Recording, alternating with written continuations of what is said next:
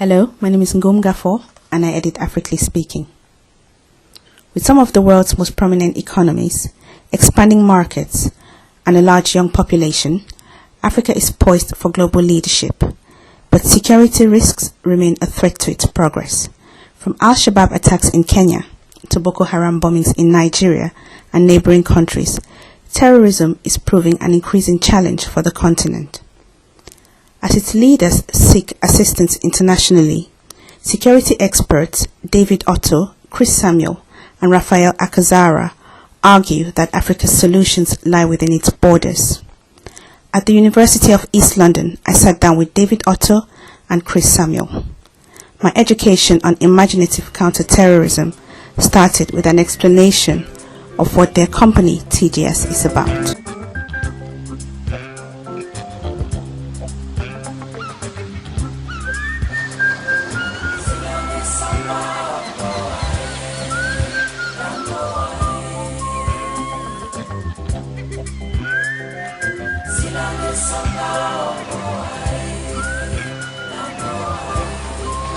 So Boko Haram, I think this year has just been, they have hogged the news headlines. If that was part of their strategy, they're succeeding.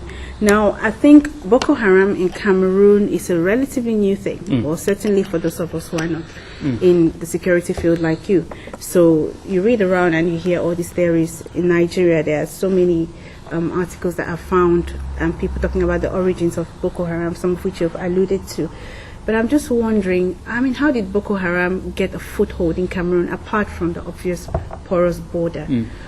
How did they become so strong?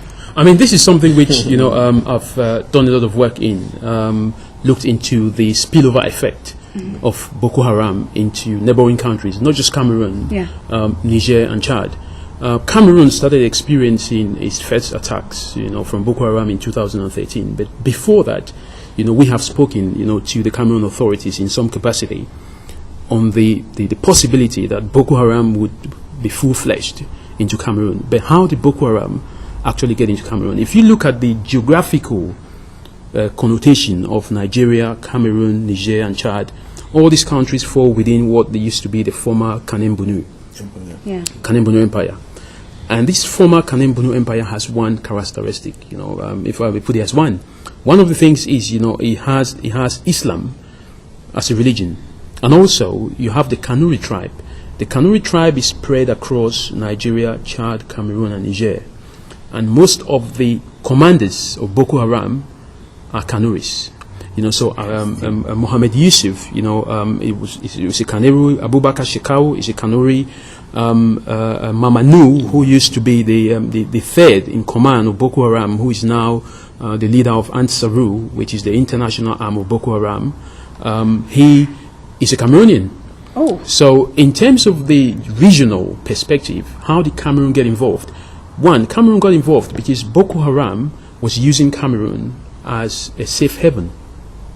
In the first instance, when it was concentrating in the north of Nigeria. But as Boko Haram started using Cameroon as a safe haven, the Cameroonian army, reacted, and pushed Boko Haram out of, Cameroon. And this is how they became interested in reprisals and fighting against the Cameroon army. So that is one of the reasons why Boko Haram now is attacking Cameroon as a reprisal. But more so because the culture of the people within that area of northern Cameroon, northern Nigeria, Niger, and Chad is almost the same. Or if you want to put it very, very forward, it is the same. They share the same culture, they share the same religion, they share the same ethnicity.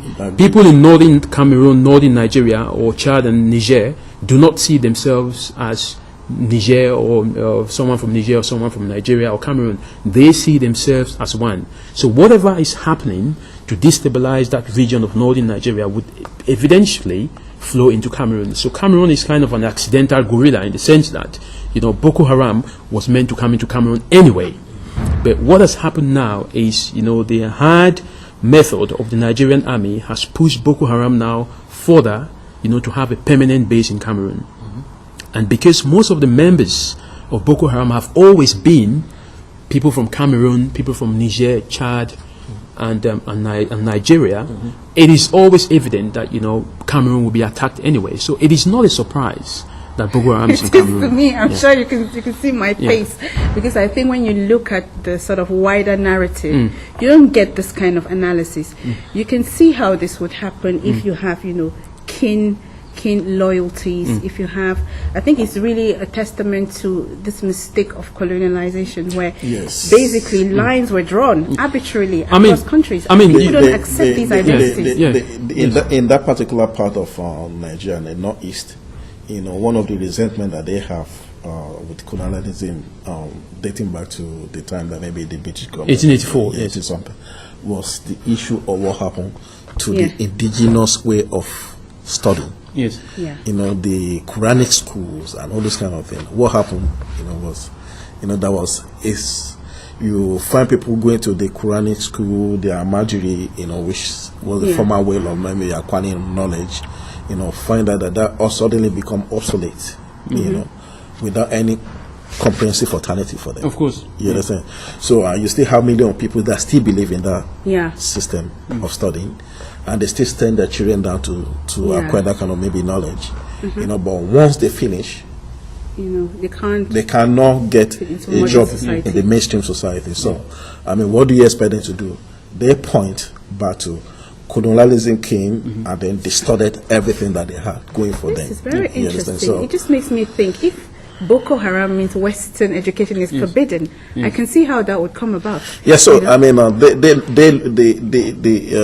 Western style of education has had different kind of maybe negative impact on them. Absolutely. It had negative impact on the organic family structure as well.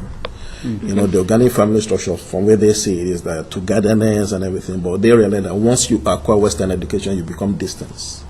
And then that they don't like as well. And then they realize that even the people, when you become distant, then you're likely to become corrupt. And then you become more for distance. So they didn't really attribute anything meaningful or progressive with the Western education. This is more complex. Western education, it's complex. Many of us think. Just to bolster on the point which Chris is making, to come back on the colonial influence of Boko Haram.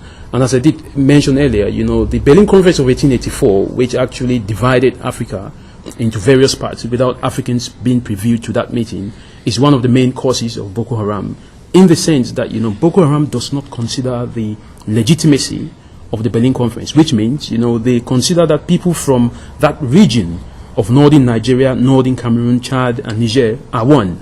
They do not see those areas as any different, so they believe that, it is the Western colonization and the Western way of doing things that has actually divided families together. Because in the north of Nigeria, Niger, in the northeast of Nigeria, Niger, Chad, and Cameroon, none of them, especially the Kanuri tribe, they have families everywhere in that area. So they don't see themselves as different. So when we are talking about Boko Haram attacking northern Cameroon, they don't see it as northern Cameroon. They see that as one region that belongs to the Kanuris. So it is this idea of, the cultural identity of the people, the religious identity, the family ties, within that region, that is causing this misunderstanding of difference in countries, really. This is one very interesting and one very tangled web, which actually.